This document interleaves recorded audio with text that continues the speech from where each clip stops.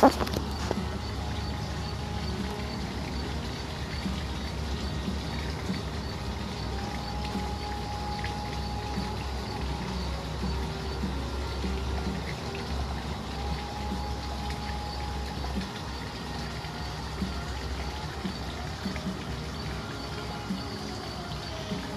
Parker. Welcome. You're numero uno.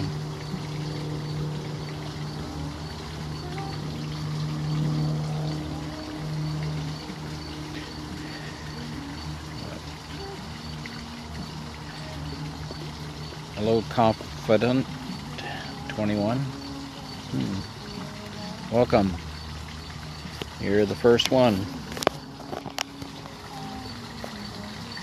We'll wait till we get a few.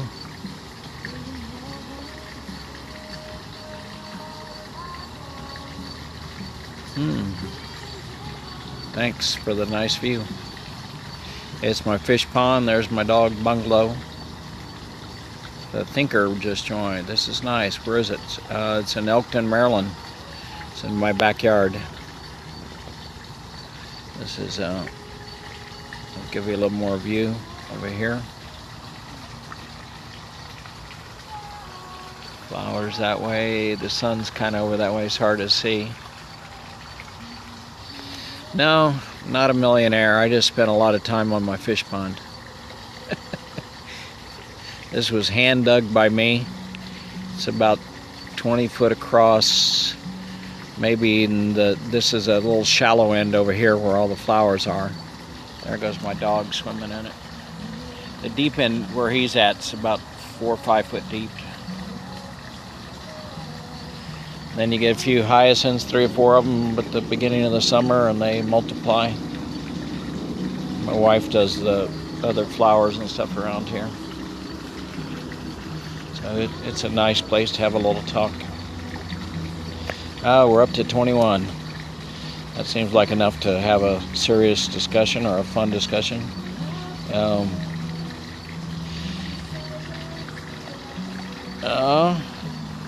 Yeah, I guess we can look at my home. We'll do the outside right now. It's not a, I have no complaints, but I've got to downsize. I'm an old dude, and I don't really need this much of a house. If I can move to North Carolina or something here before too long. I have 2 dogs, an old Jack Russell that's about 14. How old am I? Well, I'll have you take a look at my face here in a moment. You can take a shot at guessing. And I'm growing a beard, so what do you believe, Robert? About addictions? I'll get to that in just a second. You sound about 53. Well, I'd like to be 53. How do I make this thing? Let's see. I do a double tap. There it is. There's the old dude right there. Anthony, I see you're following me. Well, that's just started my beard, so we got to see how that works out.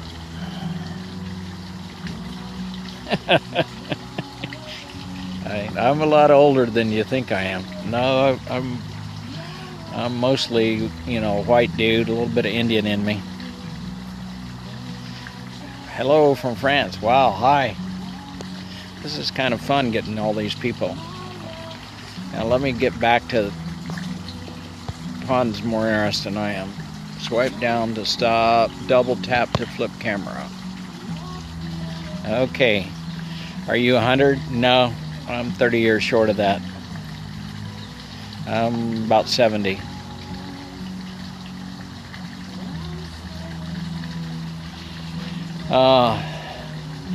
Battled addictions in my life many times. Okay.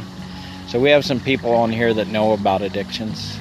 Most of what I know about addictions is my daughter's had her share of problems with addictions, and I've kind of weathered the storm with her for about 10 years.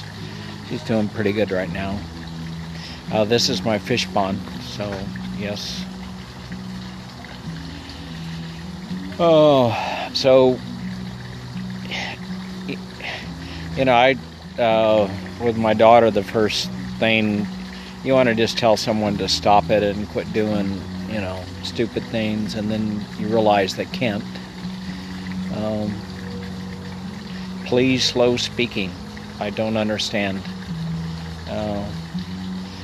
But I've learned a lot from my daughter. I do live a good life. My daughter has taught me a whole lot about life, and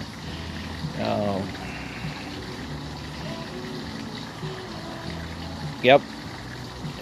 Is my dog fishing? Now this one isn't, I don't think, smart enough to fish. He's trying to catch frogs in here. I didn't see the last question. But you have to have it at any cost. Yep, that's kind of the nature of addiction. If you're addicted, you don't really have a choice. And I think most people that are addicted can't get off by themselves. They need help. But what I've also learned is that getting off the drug is just the first step. There's some kind of fear. They've been bullied. They've had something.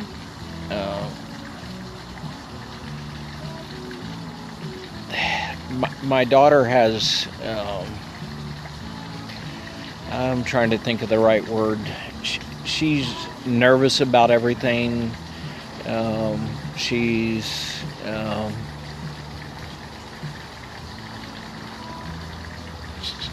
staying off was the hardest thing. Yeah, but and drink blocks out the harshness of life. Yes, it's kind of like I've times in my life drank too much wine, and I've got some right now that I'm drinking, although I don't think these days I drink too much. I'm usually pretty. Anxiety is a big trigger. Yes, that's the word I was looking for. My daughter has a lot of anxiety, and I look back and she gets it honestly from me. I remember all the nights I sat up all night long waiting for her to come back home. Addicted to social media. I even quit cigarettes. Today I only smoke. You're doing great. I see your name is only smoke marijuana. I think marijuana, I think today's marijuana is strong enough that people can become addicted to that too. It's not like in my day when it was quite a bit milder. Anxiety it's still a problem for me, and I've learned to identify that in myself and live with it and be with it. Was born so afraid my son will be the same. He is 7 and has anxiety. Yeah, I think you can learn though to deal with anxiety. There's something called action and commitment theory that teaches you to kind of learn to, and there's a lot of different ways to do it, but kind of teaches you to first to feel your feelings and then just be comfortable with them and know that they'll go away. To be more free internet. I don't understand that question. I don't know. I think we're not the drug laws too. I don't think help us much. I grew up in El Paso, so I've seen trying to stop drugs coming into the U.S. for. Yep, ACT's great. I've seen them trying to stop drugs coming into the U.S. for 50 years, and that's never going to work. Well, I'm not sure what kind of anxiety it is matters. I mean, my daughter had social anxiety. I don't have social anxiety. I tend to worry about money and stuff, which does me a lot of good. And I think just all of that kind of falls under the category of fear, and learning how to, when you have fears and things inside of you. Here's an amazing thing I found out about any kind of feeling that you have that's uncomfortable. You just have to first recognize that it's there, feel it, and then also know that it's going to go away. You just have to ride out the storm. It gets inside of you and you go, wow, this feels horrible. And then you just go, I just have to wait this out. And the truth is, you don't have to do anything. It's just going to fade. And the more that you can recognize it, acknowledge it, the quicker it goes away. Now that might help someone keep from getting on drugs. It probably doesn't. Once you're there, then I think you need some help in getting off, and even some, medical care to get off.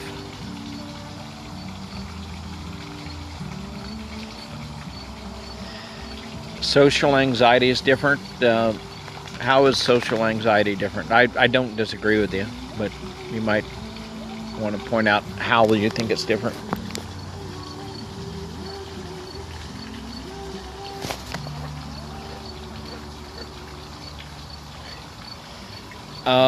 The social anxiety holds you back. Your mind start to wander. Say, be here, be now. Yes, that's good. Mindfulness. I may not understand about social anxiety, but I'm willing to try to learn.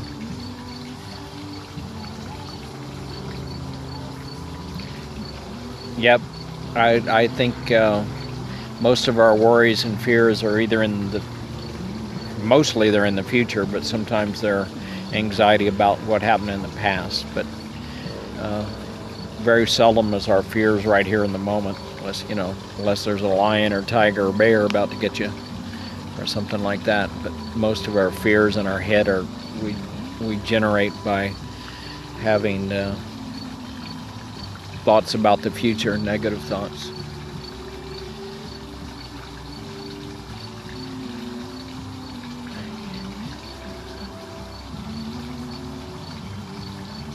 That's true. All we have right now is now. I got oh my. I don't think I've ever been an addict, but I think I've been at times in my life very abusive of alcohol. I don't think I've ever been physically addicted. I think I've been emotionally addicted. And I think at night, when I'm fixing to go to bed and I grab another ice cream bar or something, that's some kind of addiction. Talking to people, being around people, talking to groups, etc. I'm terrified to leave my house. Something would happen to my dogs. Yep. I guess as soon as the number one cure, and you guys that have got over it can tell me more than me. Wow, I taped the fridge down and toilet seat. Wow. So does it help you guys when you have social anxiety or any other kind to just first know that it's happening to you? How did you get free from it?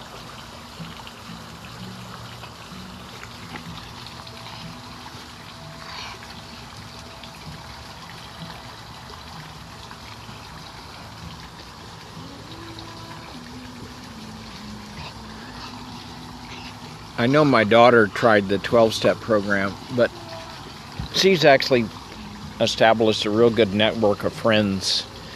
She used Meetup and found people that see life the same way she does. She's a lot into spiritual and into, she thinks she can, believes in reincarnation and all that kind of stuff, which if it works for her, fine.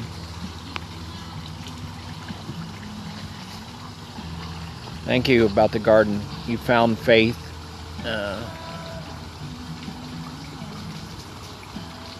Yep, keeping yourself in the present, which is another word for mindful, is a huge start. My little dog right here very much is in the present. He wants me to throw the ball. He doesn't know.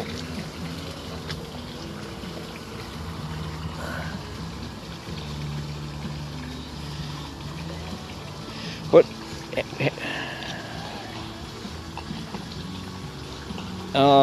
Yeah, I think that's true.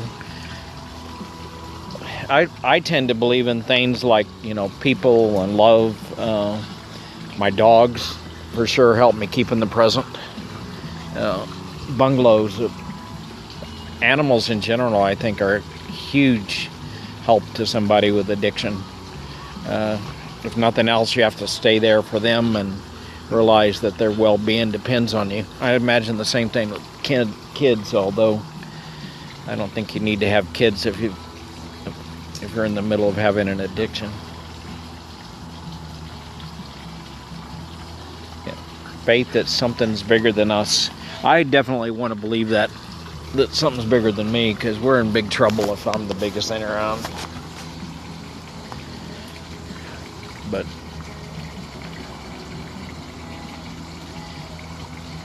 have you guys ever known or loved someone that turned out to be an addict?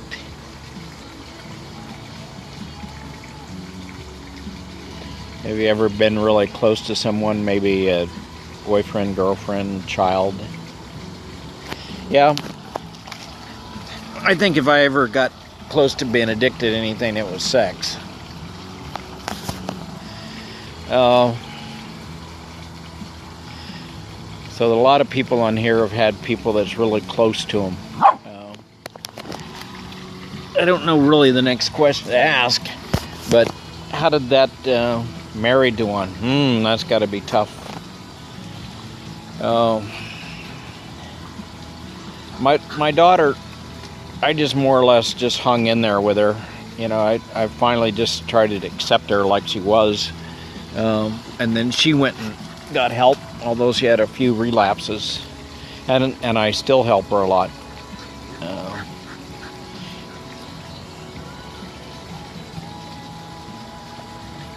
I think we all have someone close to us with addictions. Yes.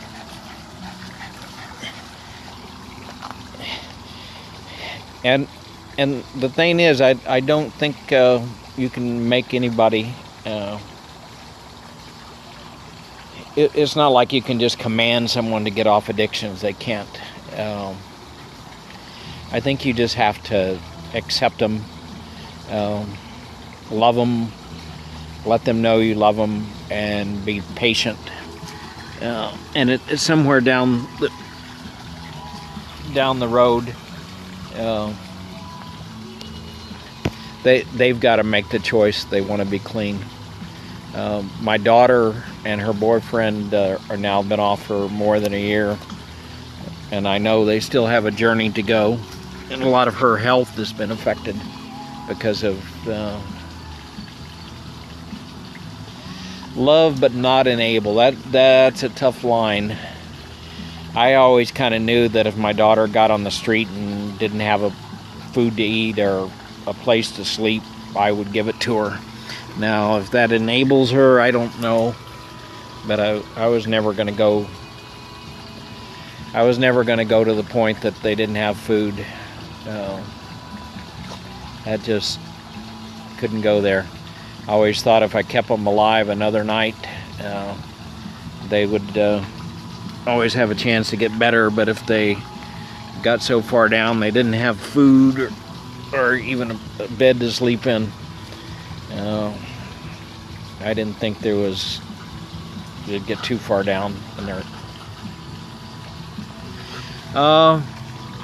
Yeah, in the beginning when I didn't know what was going on, they'd use food money for drugs. And even when I made sure that money could, like just be spent at the grocery store and monitored that means that whatever cash that they do get can still, go to drugs. So that in the beginning was hard.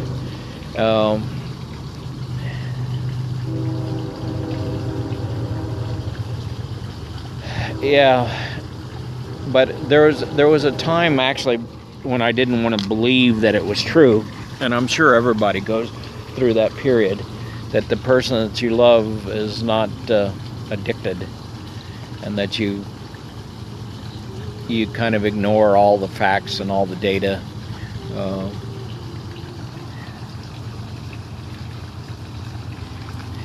And then at some point, In fact, with my daughter, it was actually sitting right here by this pond.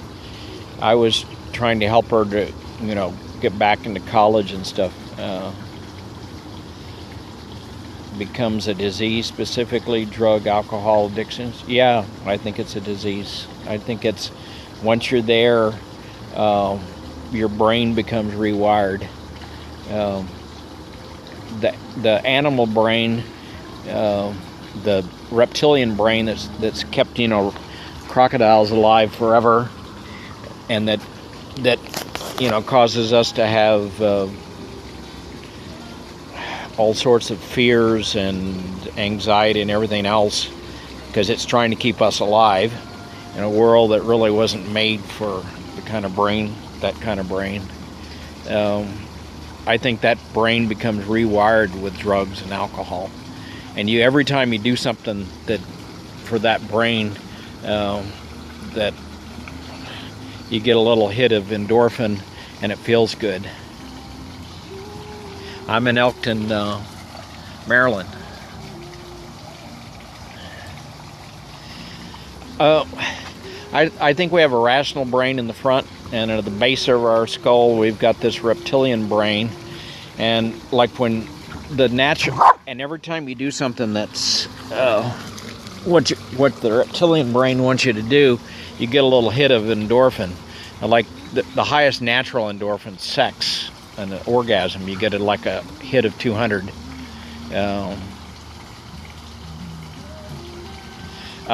You don't believe that addiction's stronger than your brain or willpower? That's only because you've never been addicted.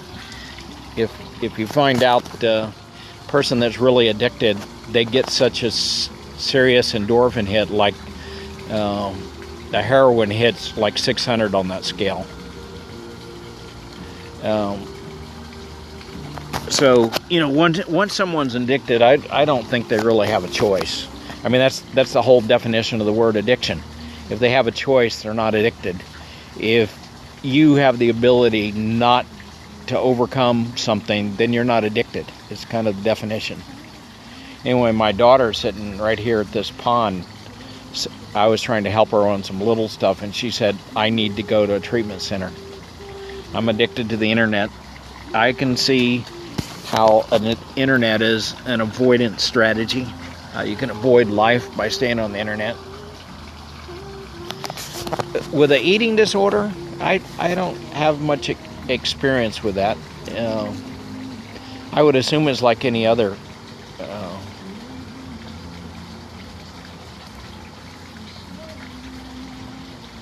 Them feel as normal as possible. Yes, opioids cling to your pleasures senses for a year. I think what happens is when you take them away, like heroin or opioids or anything, you get physically sick, and that burritos. I wake up and always get a burrito. Internet, 80% of the population probably, but you get first. You get, if you're on heroin or opioids or something, when you get off of, start running, getting out of your blood system, you get physically sick and feel crappy and terrible, and you need it. At first you may get it to be high, and then you start taking them just to feel normal. Okay, I'll go here to reading some of the stuff and quit talking for a second. Sorry, I'm not very good at this, reading your comments and talking at the same time. I'm kind of a one-track guy. Kind of like this dog's one track on. He wants it. How about dual diagnosis or personality disorder?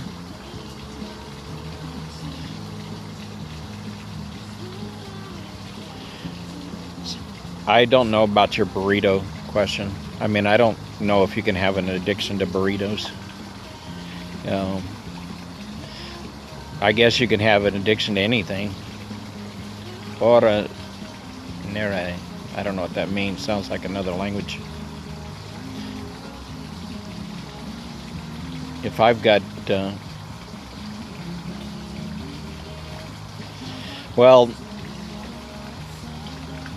opioids first. Your son has to want to get off of the opioids, pain meds, and I think they need to go to some clinic somewhere and get detoxed. But that probably won't take care of the problem, depending on how they got addicted. They probably also have other anxiety, some kind of problems that if those problems aren't addressed, they'll go back to taking pain medicine. That's my limited experience. If there's some core problems and fears and anxieties and stuff, typically they're not happy in the first place when you get on drugs. A lot of people get addicted with opioids, pain meds, because they had some operation or something. So I think that's a little different.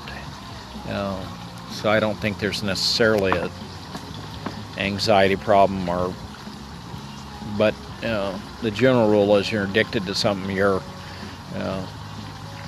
avoiding something in your life, and you're seeking to get away from some pain.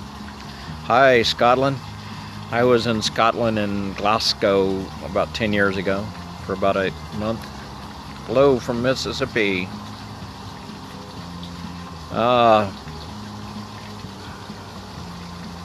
He worries constantly, yeah.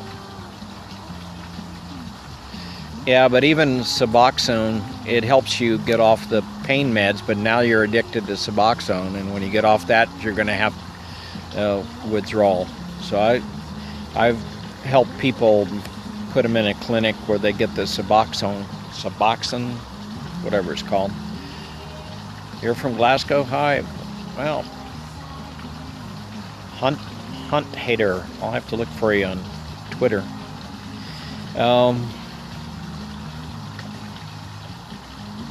I think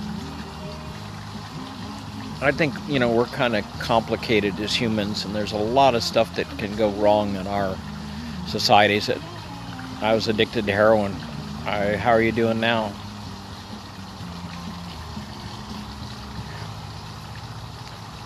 Hunt Hater. Clean now, though. Well, good luck in staying that way. I assume that the heroin at first is just an escape from life and to get high and have fun, and then how long have you been clean? That's a good question. And then at some point you get to where you can't live without it. Wow. 5 years. Good for you. So you'd probably know a whole lot more about this than I do. Most of what I know is from watching my daughter. But then when I watched my daughter, I saw a lot of my behaviors were the same. Wow, 12 years. That's good for you. I'm glad you're off.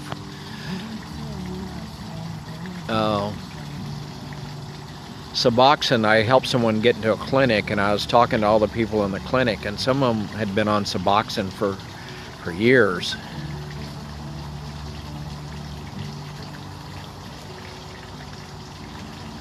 Well, the in Elkton here they have 2, and I think they're opening a 3rd Suboxone clinic. Heroin addiction here is just rampant. I know everything. I expect you know a lot more than I do. I'm not sure it qualifies as everything. Horrible life, I can imagine. My daughter has lost a bunch of her friends that are on recovery, and then they fall into it again. Yeah, I think Suboxone is a good first step, but I think getting off is an easy thing.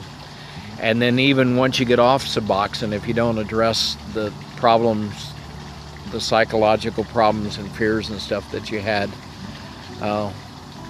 methadone is another one. How did you get off methadone?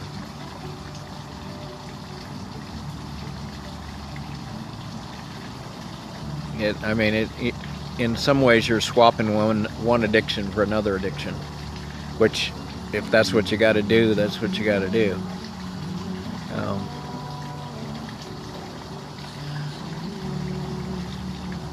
I'm in Elkton, Maryland.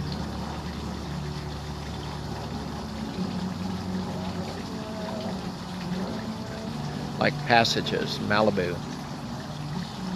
Gradually came down. Good.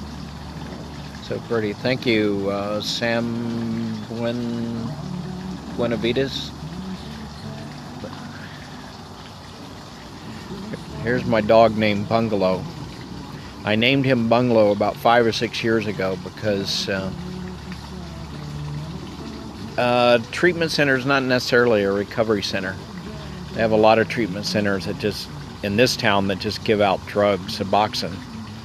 They're not really much else. My daughter went to a treatment center in Florida. And she ended up, I believe, in fucking ducks. Okay, good for you.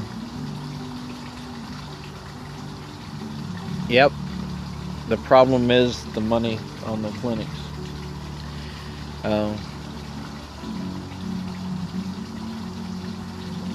Gotcha. Gradually tapered off. I married someone that has good insurance. She was a professor, and that took care. And also, then Obamacare came out, and so it let my daughter be on the insurance. I don't see a cute duck here. There's a dog, Bungalow. My wife just signaled me that it's time for supper. Well, I'll try another topic. I appreciate you guys listening to me ramble on. I certainly don't have all the answers. Yep, you got to have some kind of structure once your life is clean. Have a job, have friends. I think having connections with other human beings is huge in getting off drugs. In fact, I think dealing with most things in life, it's huge to have a good, tell her to mind her own business. Nah, she's a good lady. She does a lot of good stuff for me, so. But having good connections and people that you love has got to be important to getting off drugs. Thank you, Hunter. I'll say hi to you on Twitter. You eat. I didn't quite send that last sentence. You the man. Thank you. And thank you for joining me. And I'll be back on Lots of Laughs, 100%. Thank you. I very much appreciate talking to y'all. Goodbye. See you later, guys. Okay, if I can get to stop the broadcast. No, thank you. Okay, that's okay too.